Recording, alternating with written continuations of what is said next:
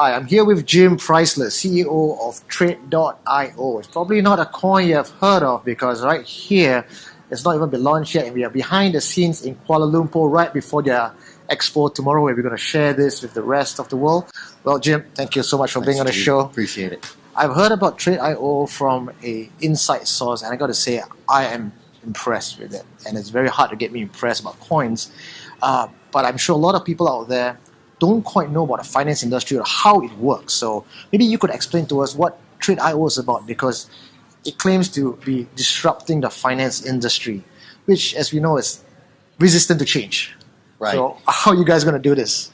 Well, our background is in investment banking and trading, in public company management, compliance. So we have multiple licenses already. So the heart of this is we have a very successful brokerage firm called FX Prima. So we have licenses throughout Europe.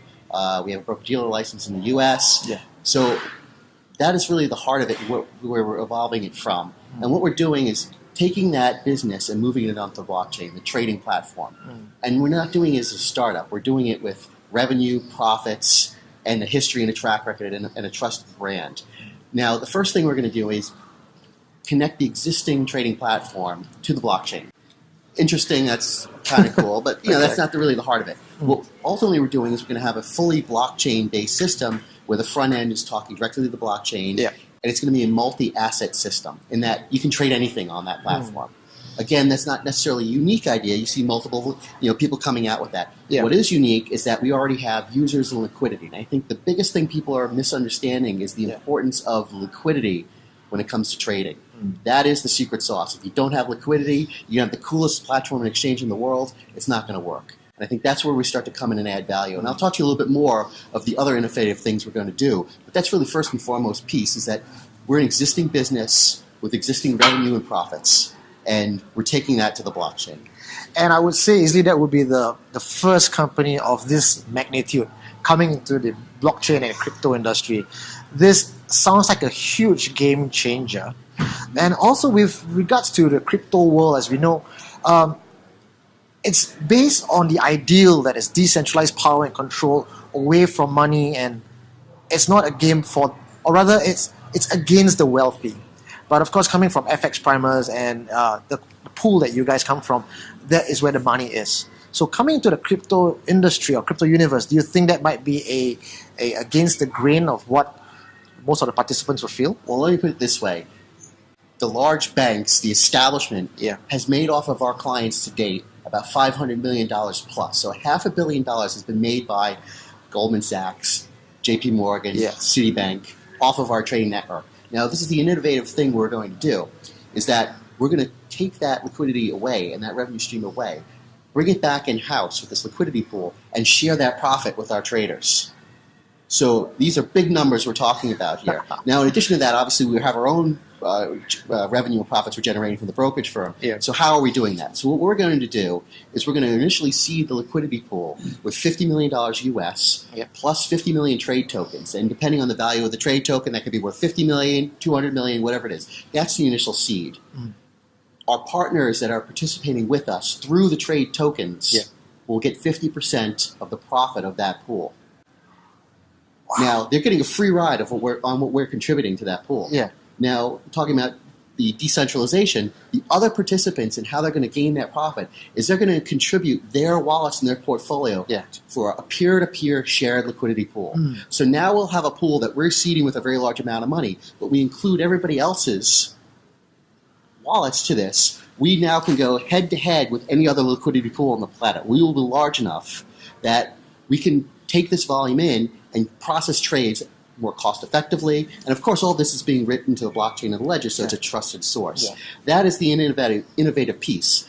Now, when you have a shared liquidity pool that's very large, with a lot of trading volume, and a global exchange, there's a tremendous number of applications you can put against that. Obviously, trading is the first one. And we're going to have a multi-asset platform, so it's not just Forex, it's equities, debt, anything. We can have different verticals that you can trade over time. But it's really any asset you can trade on our platform. The other cool thing we can do is now we can list companies more cost effectively. And I'll go into that in a moment. But that's going to be the first thing. But after that, there's funds transfer and a number of other things. And what we're going to do is we're doing this in a compliant environment. I mean, ultimately, you can't fight regulations. You can fight hard as you want, but we have multiple licenses already. We're going to be adding a Swiss banking license. We're looking at adding a FX brokerage license in the U.S. and a number of other licenses around the world as required, because we're doing this in a compliant KYC, AML ecosystem. Right? So, that part of the crypto universe we're not really catering to. What we're catering to is real business and real trade that's going on. So would it be right to say, if I were to summarize the entire concept into something that the layman can understand, as Trade.io is like the Robin Hood who brings out the wealth from all the banks into you guys and then distributing it to all the end users who can now... So not only you are an investor, a trader, or a brokerage firm, imagine if you're trading with Merrill Lynch or Schwab, and you got half of Merrill Lynch or Schwab's profit, right? That's the unique thing. They're never going to do that. It's such a huge leap for them to have to make that decision. It will be difficult. So not only you trading as a individual investor, you're trading directly with an exchange, and effectively you're your own market maker. Because on our platform, you can see not only the bid and ask, you can see the depth. So you can see the full universe of all the liquidity out there. And we'll be tapping into other liquidity pools as well. And so I think that's the unique thing here, is that it really opens up an opportunity to investors that they've never been able to participate in before. This sounds like huge profit for the participants coming into Trade.io. The other question is, traditionally, people are very used to, there is barrier to entry that before I can be a trader or be an investor, I need to have a certain amount of minimum money to be an investor, and then you get very minute returns. So this all sounds good, but how do we bring this to the end user? Would it be easy? Is the interface easy for them to, anyone can pick it up and be part of it? Or would there be a barrier to entry in terms of learning how to use this application? Well, whether or not people actually trade is their own discretion. We're not forcing people to trade. You can participate in the pool, but just by contributing your wallet effectively, and it's up to your discretion. You can set all your tolerances of what you want to do. If you don't want it contributing while you're sleeping, whatever it may be, right? So all that will be able to set by the user. So that's a very important piece of it, is that it's at the user's discretion on their participation level. Now, so if somebody who just wants to passively participate in the pool, they can do that. I mean, obviously, the most power user is going to be the one who's trading and really using the full platform, right? So they'll have also an interface that's more like a pro user interface versus like a more of a mobile or a iPad type of interface, right? But so we'll have all those different things. So what I understand is you can actually be a passive user, put your money into the liquidity pool, earn yourself some dividends, or you could actually go out there and be your own broker and trader, and then start doing things and making money off the other potentially other ICOs that you bring on board the platform? Yeah, so the participation in the pool is through the wallet. Think of the trade token as a membership key. Right? So you need a minimum, right now we're saying the minimum of about 5,000 trade tokens to participate as the baseline. But ultimately you're going to be contributing not only trade tokens, but fiat, Bitcoin, Ethereum, and what you're going to be paid back in is the pro rata splits of whatever we earn. So if we earn dollars, euros, Bitcoin, Ethereum, that's what you're going to receive back. So it's also like a innate diversification tool as well. So again, you can passively or actively participate in the liquidity pool. One of the concerns that a lot of traders have is being able to withdraw the money that they have. But you're all licensed and we have all the legislation all done up. But what about different countries having their own regulations? They still be affecting you guys, right? In terms of the way the traders were able to draw out their money? Right. You have and that's why on the regulatory standpoint, we're going for the higher standards of licenses in the U.S., the Swiss banking license, and so on, because we want to meet the highest level. We want to set the bar, the gold standard, and that's what we've done all along. So yes, we're going to really focus on that. It's a very important piece because we want to set the path of what everybody else should be doing.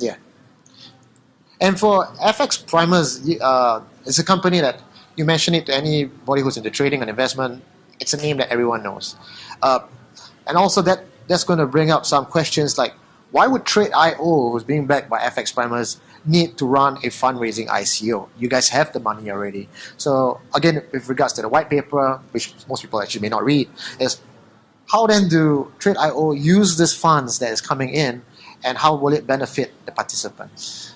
Right. So effectively, this is the membership key to the shared liquidity pool. So you need to seed that pool with money, and that we're making a major contribution. The other users are making a contribution. The other utility of the token is to buy IPOs. So you could be listed on NASDAQ, or you could be listed on our exchange, which is basically a global exchange. Now, the advantages of listing to that exchange are lower costs. And, we can talk about in a minute exactly what those lower costs are and how that's going to affect the industry. But that's another revolutionary example of how we can take this very powerful liquidity pool and exchange and apply it to something and save everybody money. Who are we saving money? We're saving money for companies and investors. Just to talk very briefly, if you want to list your company, let's just say you want to raise $100 million. Your options are you're going to go to an investment bank, you're going to pay them 7-8%. Then behind the scenes, you've got NASDAQ fees, transfer agent fees. Everybody on the scene, you got companies like DTCC, which is kind of the major ledger of the whole industry. Yeah. Well, the reality is that the blockchain gets rid of all the back-end stuff. It goes to zero. Complete elimination. What we can do on the fundraising front is we're not going to charge you 8%. We'll charge you maybe 2%, depending on the size of the raise, 2%, maybe 3% equity. So now you look at the cost to list, it's a 90% reduction in ongoing and upfront costs. So let's just say you're a company with that $100 million raise, instead of paying $10 million in fees, you pay $2 million in fees. Who benefits from that $8 million? Companies do, and ultimately, which is the important piece, the investors benefit, because the value of what they own is now that much higher. So that's the first piece. The other interesting thing about the global exchange is that we can better target how the companies and the investors match up. And what do I mean by that? Let's just say you have the greatest branded company in Malaysia. Everybody in Malaysia knows you. Well, what are my options to go public? I can try to list locally, but typically liquidity is not there in the markets, so you get lower multiples. You don't get the ongoing support. I can try maybe to go list in Hong Kong or NASDAQ. The problem is that the people in the U.S. don't know who I am. I don't get the multiple. The people in Malaysia who know me can't buy my stock because they can't buy the NASDAQ stock. Okay, so what do? Our alternative is, because we're a global exchange, we can match the investors that know the company with the company more directly in a liquid platform. So this will open up finance in a whole new way. Because if you look at the majority of companies that are public, they're from 3 places: the United States, Europe, and China. Right? Everybody else gets the shaft. By bringing this in, we're really going to, I think, spur innovation, because we're going to be bringing financing alternatives to these other markets that have been just completely deprived. I think this can economically help spur growth and innovation in a lot of places, which has been primarily unavailable to them to now. This is going to blow out of proportion, because a lot of innovations that has been hidden behind all the red tapes and all this, big machinery is now going to be able to list there, and the whole world can benefit from this. Correct. And for the participants or the investors in the Trade.io, we now have more products to actually put our money in, and the whole community grow as a whole. And that's the idea. And how is this disruptive to the existing banking system? As you know, a large percentage of the bank's revenues is paid out as compensation fees to the employees. Well, imagine them going to their employees the next day and say, "Sorry, man, I got to cut your commission 90%." It's not going to happen. I mean, so because we're coming at this fresh, and we're not coming at it from a startup. We're really coming at it from a very strong head start. We can do these innovative things where everybody else is going to be, oh no. And it's very much akin to what Amazon did to the retailers. Right? They became a retail exchange platform, which commoditized the rest of the industry. And we can do the same thing here. We can, in some cases, get rid of it, like the whole ledger back end piece of the industry goes to zero. The other piece, we're going to reduce fees 80%. So I think that is the interesting thing. And again, who are the people that benefit from this? It's the investors and the companies. It's the participants that are. It's not the guy at the bank who's making a $20 million commission, right? He's screwed. So if you guys were into cryptocurrency because you were angry with the banks and how the money has been flowing, these guys, the Trade.io guys, is doing exactly what crypto and blockchain is meant to, the original vision of decentralizing power and control and giving power back to you guys. And look, the earnings that we guys save from all this middlemen and inflated bankers pay is going to go back to the pool, and everyone's going to be happy. Innovation is going to flourish, and it seems like you guys are going to be the number one game changer and also the number one enemy of all the banks. How do you reconcile that? Because with FX primers, you guys are going to be very charming with the banks, and then you have Trade.io, who's like the rebel child. How do you see that relationship to be, Well, we're going to be operating really outside, and we're going to be another liquidity pool provider. So there's a number of places we can go that are looking for liquidity. It's money transfers, it's the people, the Bitcoin exchanges, there's all these other places that need liquidity. So we can plug into them and really grow and help the liquidity of all these other places, which ultimately, as you know, if you add liquidity, improves everybody's execution, it lowers costs. So there's a huge industry for us to really go after before we have to really worry at all what the banks are going to do. I mean, they're going to have to think about this long and hard, because at some point, what we're doing and other people like us are going to probably copy us going to do, it's going to have an impact. But for the foreseeable future, we could have tremendous, unbelievable growth before that happens. And that's what I'm worried. I really don't care what the banks are going to do and how they're going to react. I'm worried about building our business. And for you guys out there who's more concerned about the dollars and cents of the token cost and how much you're going to get in, understand that our pre-IPO level is $1.25. Am I allowed to say this? So the structure is we're going to do a pre-ICO. The first week's $1.15. The second week's $1.25. And that's typically more for the bigger purchases. Yeah. Then it's going to open up for the smallest purchases. And right now we're setting the conversion as 100 trade tokens to 1 Ethereum. So I can't predict in a month where Ethereum's going to be trading, but they're just a peg for now. Yeah. As of right now, Ethereum is about 300 USD-ish. So you get about a token about $3, right? And so that's a pretty good deal. And if you look at what I hear about what you told me about Trade.io and the possibilities of the growth, and you just have to compare with it to say Ethereum running smart contracts where it is actually a platform for other ICOs to come on board. You sound like Trade.io is the platform for other established coins with a business model to come on board and get listed. Easily, I'm just speculating here. Maybe I get you to speculate instead.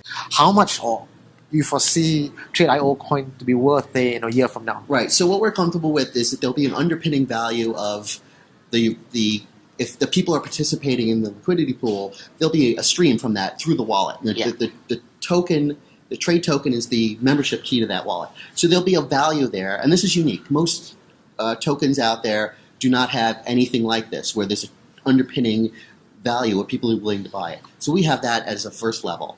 And you can do some certain math examples. I can help you maybe if you write something up, figure out this just mathematically. And then there's the value of what are the other utilities. So if you look at Ethereum, for example, as a vehicle for ICOs. So there's about 100 million or so Ethereum coins out there, and it's trading at $300. So if we take that market cap of 30 billion divided by 500, we're roughly going to come up with a $60 Ethereum comparison, right, for our token versus that. So that would be one example. Now, I'm not endorsing that price. I'm just using the simple math. If we take Ethereum and you said that's what it's going to be, that's what it's going to be. If you use Ripple, it'd be a different example. So, but it's the same thing. You take the market cap of Ripple, you divide our coins into it. So it's really what you believe the utility outside of our floor value is. What I'm comfortable with is our business generating and really driving the underlying growth of the token. All these other things are very speculative, as you know. So it's worth what it's worth now. People just tomorrow could decide it's not worth that, right? So I think I would invest on that point of it. What I'm comfortable is talking about. We expect the utility of the coin to grow, and that will be of true interest. And that utility is driven by our platform. Everyone in the crypto universe, you guys have been speculating on just hopes and dreams and lots of white paper, but right here we have Jim explaining to you how this is a real functioning product instrument to make money. They already have the backing of FX primers, the plan, the goals, the vision. Now all it takes is just for you to shift that belief from unicorns into something that is legit and tangible. And if you like and you're looking at this video and you totally believe and bought into what we say, this is where we will be inviting you to participate in the IPO and pre-IPO session. The link is below. Right. So anything else from you, Jim? Well, I think I do have one piece of interesting perspective to offer on this whole ICO space. My background was I took a lot of the early internet companies public. I actually raised billions of dollars in the early 99, the 90s? Yeah. So, what we saw then is I think going to in many cases play out here. So what happened then was you raise a ton of money. Companies go off. Some of them don't develop a viable product. They go out of business. Some of them develop a viable product. They don't get a user base. They go out of business. Some of them develop a product, get a user base, but they never generate profits. They go out of business. So what's left? Typically in that type of scenario, the vast majority of companies disappear.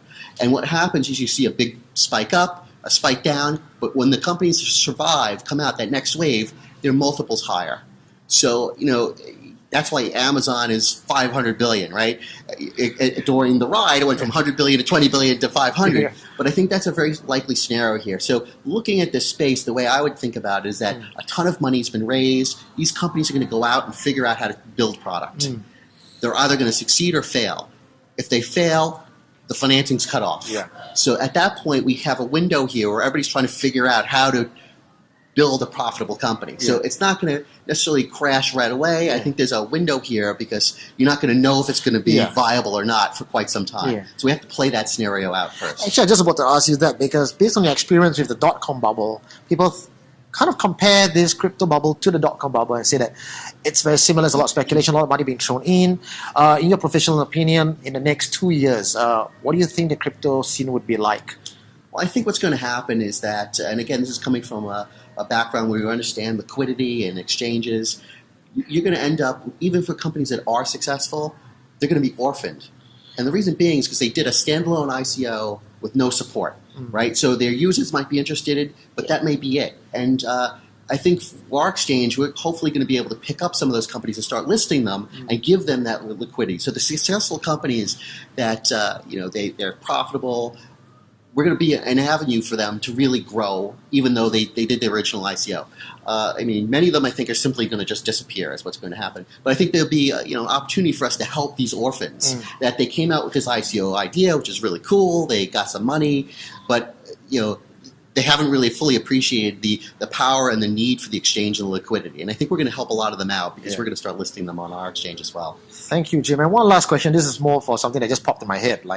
What's the inspiration to be running this pre-ico? You sound like there's a lot of thought gone into it, a lot of wanting to help people, and I love that dynamic vision. But what was that inspiration behind all this? Yeah, so I think the inspiration is that we want to democratize the industry, and really, we know how much profits are being generated off the back of investors, and there's an opportunity for us to make a lot of money, but also pass a tremendous amount of that back to people, and at the same time, lower everybody's costs, give them a better ability to trade. There's a lot of things we can do here to help, particularly the smaller investors, because traditionally those are the guys that just get screwed. Yeah. And I think that's where we can help a lot. And I think that's where, if we could do that, we can really help the investors. Ultimately, as I talked about, helping the economies grow. I think that's the inspiration here, is we can do a lot of good. Thank you so much, Jim. Appreciate it. Thank you. Well, you heard it from Jim Preissler here, CEO of Trade.io, who's going to disrupt the finance industry. And in my opinion, these guys are the Robin Hood of the crypto world and the finance industry. Well, this is definitely a 5-star rating coin for me, and I definitely recommend this to all you viewers out there. So click on the link below to get in on the action. My name is Eugene Tay. You're watching CryptoCentral.net. Thank you. Thanks.